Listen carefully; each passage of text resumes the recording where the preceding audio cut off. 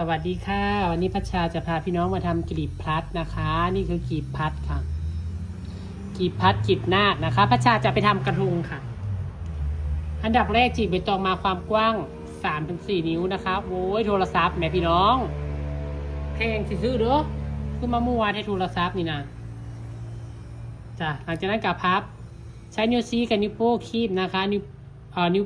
ชี้กับนิ้วกลางคีบนิ้วโป้งดันค่ะนี่คีบยกดันคีบยกดันไปข้างหน้าคีบยกดันไปข้างหน้าค่ะคีบแล้วก็ยกดันไปข้างหน้าค่ะทำแบบนี้ไปเรื่อยๆค่ะพี่น้องคะอยากได้กลีบน้อยกลีบใหญ่นะคะพี่น้องอยู่ที่เราทำเลย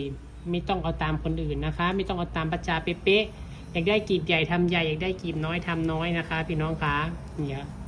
คีบยกดันคีบยกดันเราก็จะได้กลีบพัดสวยๆแบบนี้ค่ะพี่น้องคะหรือกลีบเกล็ดนาคนะคะหลังจากนั้นก็เย็บให้เรียบร้อยค่ะเวลาพัชชาประกอบกระทงเดี๋ยวจะมาถ่ายให้ดูอีกคลิปหนึ่งค่ะพี่น้องคะค่ะเสร็จเรียบร้อยก็จะประมาณนี้เนาะค่ะพี่น้องคะ